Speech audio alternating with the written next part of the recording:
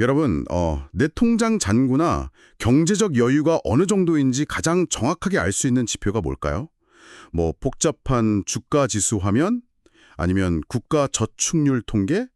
아니요, 아닙니다. 사실 그런 거시적인 지표는 잘 와닿지가 않죠. 맞아요.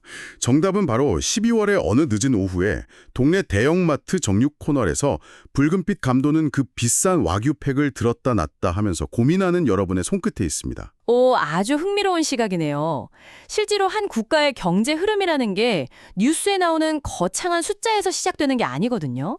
가장 일상적인 소비의 현장, 그러니까 평범한 사람들의 저녁 식탁 위에서 그 민낯을 가장 먼저 드러내기 마련이죠. 네, 그래서 오늘 우리가 파헤칠 자료가 겉보기엔 좀 지루해 보이는 농업 통계입니다. 일본 농림수산성 2020년 4월판 와규 수급 동향 보고서인데요. 여러분, 오해하시면 안 됩니다. 이건 단순히 소를 몇 마리 키우냐 이런 따분한 이야기가 절대 아니에요. 그럼요. 완벽한 경제 축소판이라고 할 수 있죠. 그렇죠. 여러분의 그 얇아진 지갑 사정이 수백 킬로미터 떨어진 목장의 농부가 송아지를 사는 타이밍을 어떻게 강제하는지, 그리고 바다 건너 태평양에서 벌어지는 무역 전쟁이 우리 밥상에 어떤 나비 효과를 불러오는지 생생하게 보여주는 자료거든요. 자, 한번 제대로 파헤쳐볼까요? 좋습니다. 이 보고서에서 제일 먼저 주목해야 할 게 생산량이나 가격이 아니에요. 바로 이 비싼 소고기를 도대체 누가 먹고 있는가에 대한 유통 데이터입니다. 와규 생산량의 무려 93%는 여전히 일본 국내에서 소비되고 있습니다. 93%요? 와, 저는 요즘 해외에서 와규 인기가 엄청 높다고 해서 수출을 많이 하는 줄 알았는데 거의 전량을 국내에서 소화하네요. 네, 여전히 이 산업의 절대적인 척추는 내수 시장이라는 뜻이죠. 근데 제가 그 93% 안에서 데이터를 좀 쪼개보니까 제 고정관념이 완전히 깨지더라고요. 저는 와규하면 의뢰 그 미슐랭 별 달린 파인다이닝이나 철판에서 불쇼해주는 최고급 레스토랑에서 다 소비될 줄 알았거든요. 보통 그렇게들 많이 생각하시죠. 근데 전체 국내 소비량의 59%가 식당이 아니라 대형마트 같은 소매점을 통해서 유통되고 있었어요. 외식업체 비중은 22%밖에 안 되고요. 네, 그게 핵심입니다. 이 말은 결국 와규 산업의 목줄을 쥐고 있는 건 유명 셰프가 아니라 저녁거리 장보러 마트에 가는 평범한 가정이라는 거잖아요. 맞습니다. 여기서 아주 중요한 경제적 연결고리가 하나 완성되는데요. 소비의 주체가 일반 가정이다 보니까 와규 소비 데이터가 서민들의 실물 경제 상황을 측정하는 가장 정밀한 체감 온도계가 되는 겁니다. 아, 그래서 온도계라고 표현하신 거군요. 네, 보고서에 나타난 지표를 보면요. 국가의 실질 임금 곡선하고 1인당 소고기 가계 구입량 곡선을 겹쳐봤을 때 놀라운 현상이 나타납니다. 이 두 선이 마치 그냥 하나의 선인 것처럼 완벽하게 같은 궤적을 그리면서 움직이거든요. 와, 그 궤적이라는 게 사실 최근 몇 년간은 그야말로 롤러코스터 내리막길이었잖아요. 물가 오르는 속도를 월급이 못 따라가니까 실질 임금이 계속 마이너스인데 소고기 구입량 그래프도 거기에 맞춰서 눈에 띄게 뚝 떨어졌더라고요. 그렇죠. 실질 임금이 떨어지면 당장 장바구니에서 소고기부터 빼버리는 겁니다. 와규가 우리 집 가계부의 탄광 속 카나리아인 셈이네요. 약간 가계 경제에 산소가 부족해진다 싶으면 가장 먼저 식탁에서 사라져버리니까요. 오, 정확한 비유입니다. 소고기, 그중에서도 와규는 필수제가 아니라 대표적인 기호성, 사치제에 가깝거든요. 가게에 타격이 오면 사람들이 당장 밥이나 채소를 끊는 게 아니잖아요. 단백질 섭취를 소고기에서 저렴한 돼지고기나 닭고기로 하향 대체하는 메커니즘이 바로 발동하는 거죠. 하긴 마트 가서 한우나 와규 집었다가 조용히 내려놓고 돼지 앞다리살 갓에 담는 그런 우픈 현실인 거죠. 네, 하지만 이 카나리아가 1년 내내 시름시름 앓고만 있는 건 아닙니다. 유일하게 엄청난 활력을 보이면서 소비가 비정상적일 정도로 폭발하는 시기가 딱 한 번 있어요. 바로 12월 연말연시입니다. 1년 내내 닭가슴살이나 돼지고기로 팍팍하게 버티다가 그래도 연말인데 명절인데 하면서 그 꾹꾹 눌러왔던 보상 심리가 12월에 빵 터지는 거군요. 맞아요. 그래서 12월 소비량이 다른 달이랑 비교가 안 될 정도로 치솟죠. 근데 제가 이 소비 데이터 보다가 도저히 이해가 안 가는 수치를 하나 발견했거든요. 바로 지역별 소비 격차인데요. 교토나 와카야마 같은 서일본 지역 사람들은 1년에 평균 3kg 가까운 소고기를 먹는데 니가타나 삿포로 같은 동일본 사람들은 1kg도 채 안 먹더라고요. 네, 상위권과 하위권 차이가 무려 3배에 달하죠. 그러니까요. 아니 잠깐, 교토 사람들이 삿포로 사람보다 평균적으로 3배나 더 부자인 건 아니잖아요? 아니면 뭐 실질 임금 하락의 타격을 교토 지역만 교묘하게 피해가고 있는 건가요? 이거 통계 볼 때 단순히 소득이나 지갑 두께 차이로 오해하기 딱 좋은 지점입니다. 하지만 이 극단적인 3배의 격차는 경제력이 아니라 수백 년간 축적된 농업의 형태, 그리고 역사적인 식문화가 통계에 투영된 결과라고 보셔야 해요. 경제 지표에 수백 년 전 역사가 숨어 있다고요? 네, 에도 시대까지 거슬러 올라가는 가축의 용도 차이 때문인데요. 전통적으로 평야가 많고 논농사 중심이었던 관서, 그러니까 서일본 지역은 쟁기를 끌게 하려고 소를 주로 많이 사육했습니다. 아, 농농사에는 소가 필요하니까요. 맞아요. 반면에 험한 산지가 많고 밭농사나 화물 운송이 중요했던 관동 지역이나 홋카이도 등 동일본 지역은 소 대신에 말을 훨씬 많이 키웠죠. 아하, 애초에 조상들이 주변에서 흔하게 접하고 무리던 가축의 종류 자체가 달랐다는 거네요. 그렇죠. 이 농경 문화와의 차이가 나중에 개항 이후에 육식이 허용되면서 고스란히 식문화의 경계선으로 굳어져 버렸습니다. 서일본은 자연스럽게 소고기를 활용한 스키야키나 샤브샤브 문화가 고도로 발달했고요. 우리가 아는 고베규나 마스사카우 같은 최고급 명품 산지도 전부 그 서일본 지역에 밀집해 있잖아요. 아, 듣고 보니 그러네요. 전부 간사이 쪽이네요. 네, 반면 동일본은 애초에 소고기 문화 자체가 낯설다 보니까 근대 이후에 상대적으로 저렴하고 구하기 쉬운 돼지고기 중심의 문화가 강하게 자리 잡은 겁니다. 지금도 간토 지역에서 그냥 고기, 그러니까 니쿠 달라고 하면 을의 돼지고기를 떠올릴 정도니까요. 와, 이거 진짜 소름 돋는데요. 우리는 2026년의 최신 경제동향 보고서를 읽고 있는데 그 숫자의 단층을 쪼개보니까 수백 년 전 조상들이 논을 갈 때 소를 썼는지 말을 썼는지 그 기록이 마치 화석처럼 남아있다는 거잖아요? 네, 이게 바로 통계가 가진 진정한 매력이죠. 자, 그럼 소비자들 지갑 사정이랑 식문화 경계선까지는 확인을 했습니다.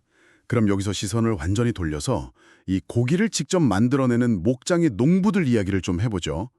소비자들이 돈이 없어서 1년 내내 지갑을 굳게 닫고 있다가 12월에만 간신히 지갑을 여는 상황이잖아요. 농가 입장에서는 이거 고기를 대체 언제 대다 팔아야 할지 엄청 난감할 것 같은데요. 사실 농가들이 마주한 현실은요, 소비자들의 팍팍한 지갑 사정보다도 훨씬 더 가혹합니다. 현재 농가들 숨통을 조이고 있는 가장 큰 족쇄는 무시무시한 사육 비용이에요. 사육 비용이 얼마나 올랐길래요? 보고서 지표를 보면 2015년에 사육 비용 지수를 100이라고 가정했을 때 최근 이 비용 지수가 138까지 치솟았다가 현재 137이라는 초고공 행진을 유지하고 있습니다. 잠시만요. 137이요?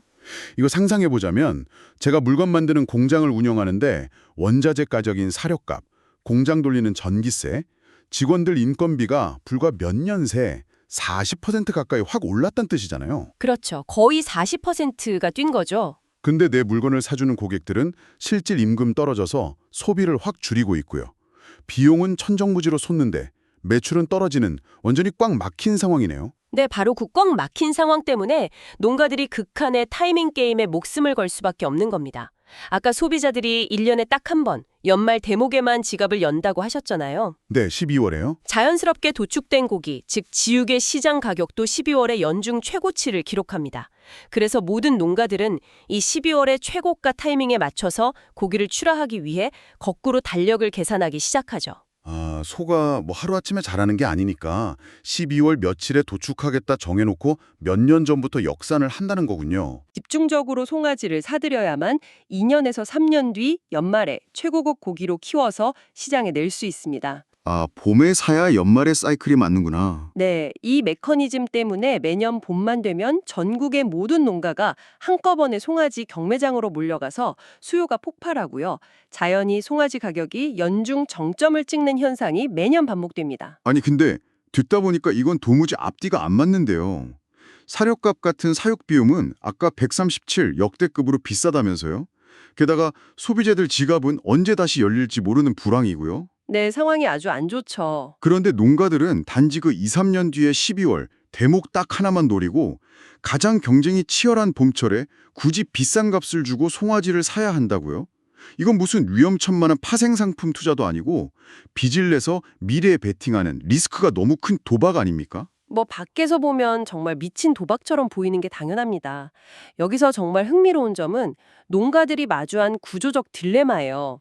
사육 비용이 이토록 높은 상황에서 수요가 적은 평달에 고기를 출하해버리면 이건 이윤을 남기는 게 아니라 키우면 키울수록 적자를 보는 구조가 되어버렸거든요. 아, 팔아도 남는 게 없는 거군요. 네, 그 투입된 엄청난 비용을 회수할 수 있는 유일하고도 확실한 마진이 11월과 12월의 가격표에만 존재하기 때문에 모든 농가가 그 좁은 문을 통과하려고 봄철 입식 전쟁에 뛰어드는 겁니다. 아, 그러니까 12월에 팔아서 막 큰 돈을 벌려는 탐욕 때문이 아니라 12월에 그 비싼 가격표를 받지 못하면 아예 거대한 사육 비용 자체를 감당할 수 없어서 파산해버리기 때문이군요. 정확합니다. 시장의 잔인한 생리가 전국의 모든 농가를 극단적인 동기화 상태로 몰아넣은 셈이죠.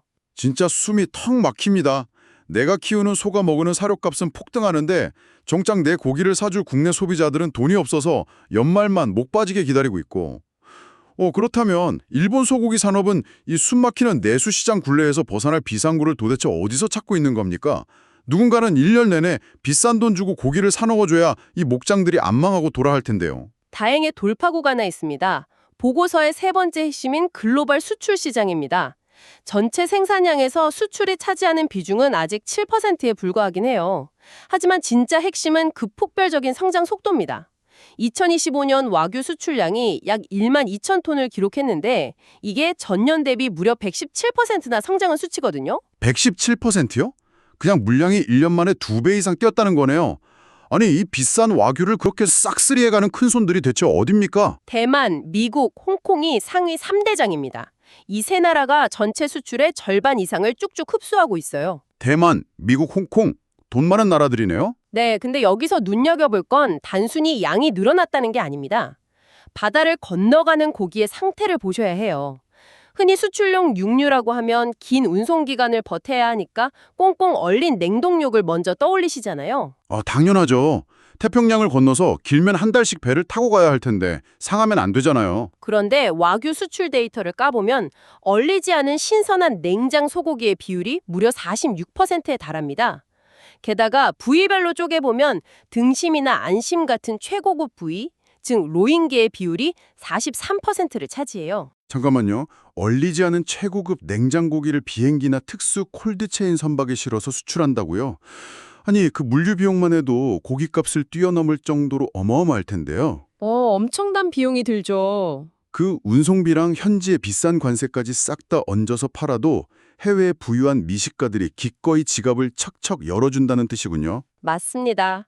와규가 해외 시장에서 단순한 밥반찬용 식재료가 아니라 에르메스나 롤렉스 같은 초호화 럭셔리 브랜드로 완전히 자리를 잡았다는 걸 이 통계가 증명하는 거죠. 그런데 이 수출 흐름에서도 아주 흥미로운 통계적 스파이크가 하나 발견되는데요. 통계적 스파이크요. 어떤 건가요? 1년 내내 비교적 안정적이던 대미 수출 물량이 유독 12월만 되면 평소의 몇 배 규모로 미친 듯이 솟구치는 현상입니다. 아까 일본 내수 소비도 12월에 정점을 찍는다고 하셨잖아요. 그럼 12월이 전 세계적으로 다 같이 와규 파티를 하는 달인 건가요? 미국 사람들도 연말에 크리스마스 파티하느라 고급 소고기 소비가 팍 느는 거 아닙니까? 아주 합리적인 추론입니다만 사실 틀렸습니다. 틀렸나요? 네, 이 스파이크를 만드는 건 소비자들의 왕성한 식욕이 아니라 철저하고 냉혹한 무역의 룰입니다. 바로 미국의 저율 관세 할당, 즉 TRQ 제도 때문인데요. 미국이 매년 올해는 이만큼의 수입 물량까지만 아주 싼 관세를 매기겠다 하고 일종의 할인 쿼터를 정해놓습니다. 아하, 관세 폭탄을 피할 수 있는 할인 쿠폰을 국가 차원에서 한정판으로 뿌리는 거네요? 정확합니다.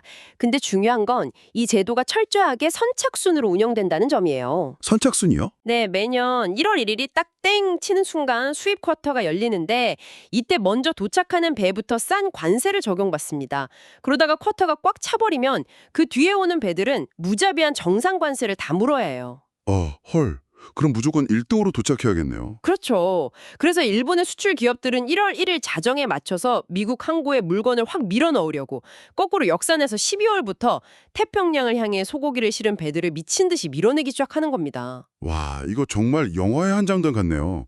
엄청난 관세 혜택을 차지하려고 거대 화물선들이 미국 항구 앞바다에 모여서 1월 1일 자정이 되기만을 기다리는 그야말로 수백억짜리 오픈런 의자 뺏기 게임이 벌어지고 있었던 거네요. 네, 맞습니다. 우리는 12월에 동네 마트에서 그 팍팍한 지갑 사정 생각하면서 10,000원짜리 와규 세일 스티커나 찾고 있는데 그 시각 바다 건너편 캘리포니아 앞바다에서는 이런 거대한 무역 전쟁이 벌어지고 있다니.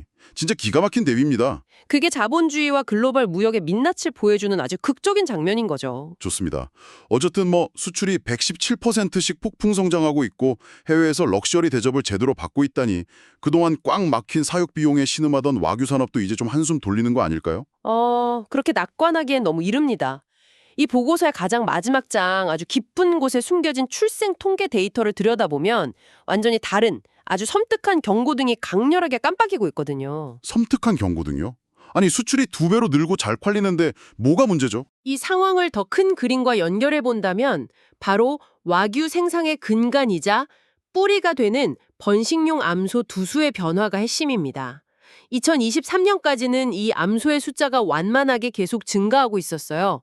그런데 2024년을 기점으로 갑자기 무서운 속도로 감소세로 돌아서 버렸습니다. 소가 줄어들고 있다고요? 잘 팔린다면서요? 네, 그 이유를 정확히 보여주는 지표가 17개월령 암소의 번식 목적 배정 비율입니다. 말이 좀 어려운데 무슨 뜻이죠? 쉽게 말해서 이제 막 쑥쑥 자라난 젊은 암소들 중에 몇 마리를 당장 고기로 팔지 않고 미래 송아지를 낳을 엄마소로 키울지 농가가 결정하는 비율이거든요. 그런데 2020년만 해도 41%였던 이 수치가 2024년에는 27%로 말 그대로 수직 추락해버렸습니다. 잠깐만요. 41%에서 27%로 떨어졌다고요? 아니 그 젊은 암소들을 번식용으로 남겨두지 않는다면 그냥 당지장 도축장으로 보내서 싹 다 고기로 팔아버리고 있다는 거잖아요? 네, 안타깝게도 그렇습니다. 이건 완전 내년 농자에 쓸 씨앗을 오늘 배고프다고 까먹는 행위 아닙니까? 송아지를 낳을 엄마 소를 다 없애버리면 당장 2년, 3년 뒤에는 목장에 키울 소가 아예 없어서 문을 닫겠다는 소리랑 똑같은데 농가들이 대체 왜 이런 극단적인 자해를 하는 거죠? 바로 이 지점에서 우리가 섹션 1과 2에서 살펴갔던 데이터를 다시 하나로 연결해 보셔야 합니다. 실질임금 하락으로 지갑을 닫아버린 내수시장, 그리고 137이라는 살인적인 사육비용 지수, 암소를 고기로 팔지 않고 번식용으로 남긴다는 건 앞으로 이 소가 송아지를 임신하고 낳아서 그 송아지가 다시 고기로 다 클 때까지 최소 2년에서 3년 동안 어마어마하게 비싼 사료를 먹이며 농가가 온전히 그 비용을 버텨내야 한다는 뜻입니다.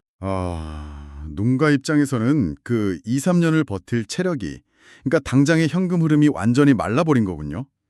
당장 내일 떠질 어음을 막아야 하고 당장 빚을 갚아야 하니까 눈물을 머금고 미래의 희망인 그 젊은 엄마 소들을 도축장으로 끌고 가서 현금화 시키고 있는 거네요. 그렇습니다. 그래서 2024년을 기점으로 새롭게 태어난 흑모아종 송아지의 숫자마저 54만 2천 마리로 확 꺾여버렸습니다. 지금 시장을 보면요. 코로나 때 안 팔리고 창고에 쌓여있던 1만 4천 톤의 국산 소고기 재고가 최근 9천 톤대까지 쭉 빠졌거든요. 그래서 마치 수급이 안정되고 고기 가격이 회복된 것처럼 보입니다. 착시 현상이라는 거네요. 네, 이건 수요가 안정되어서가 절대 아닙니다. 농가들이 자신들의 살, 즉 미래의 생산 기반을 깎아내서 만든 아주 슬픈 착시 현상일 뿐이죠. 오늘 당장의 추위를 피하기 위해서 집을 지탱하는 기둥을 뽑아 땔감으로 쓰고 있는 것과 같습니다. 송아지가 태어나지 않으면 2, 3년 뒤에 고기도 없는 거니까요. 와, 오늘 우리가 파헤친 이 수급 동향 보고서는 그냥 올해 소고기가 몇 톤 생산됐다, 이런 심심한 농업 통계가 결코 아니었네요. 여러분, 그 실질 임금이 깎여서 마트 진열대에 와규를 내려놓고 닭고기를 집어드는 순간 그 경제적 압박은 137까지 치솟은 사료값을 감당하던 농가의 목을 서서히 조릅니다. 농가들은 살아남기 위해 12월 연말 대목에만 목숨을 걸고 봄철 송아지 입식 도박을 벌이지만 결국 그 비용을 견디지 못하고 미래의 송아지를 낳을 젊은 암소들마저 도축장으로 보내 당장의 빚을 갚고 있죠. 네, 악순환의 고리죠. 그리고 그 비어버린 틈새를 어마어마한 물류비와 관세를 감당하면서까지 기꺼이 냉장 와규를 싹쓸이해 가는 해외의 부유한 미식가들이 채워주고 있습니다.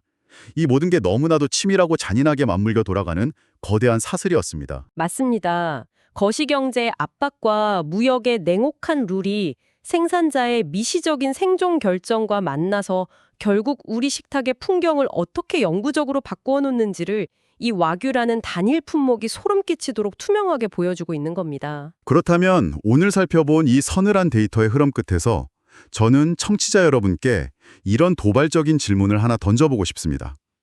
송아지를 낳을 암소는 씨가 말라가고 농가를 짓누르는 사육 비용은 내려올 줄 모릅니다. 반면에 바다 건너 거대한 해외 시장은 최고급 부위에 기꺼이 엄청난 프리미엄을 지불하면서 시장을 무섭게 넓히고 있죠. 과연 10년 뒤 평범한 일본의 가정에서 연말연시가 되었다고 당연하다는 듯이 마트에서 와규를 사다 식탁에 둘러앉아 구워 먹을 수 있을까요? 아니면 10년 뒤의 와규는 정작 자국민은 너무 비싸서 감히 쳐다보지도 못하고 전량 해외의 미식가들을 위한 전용기에 실려나가는 초호화 럭셔리 수출 전용 브랜드로 영영 우리 곁을 떠나게 될까요? 여러분이 다음번 대형마트 정육 코너에 서서 랩으로 정성스럽게 포장된 와규팩을 보신다면 그 빨간 고기 안에 담긴 글로벌 경제학의 부계와 누군가의 치열한 생존 게임을 한 번쯤 묵직하게 느껴보시기 바랍니다. 오늘의 심층 분석은 여기까지입니다.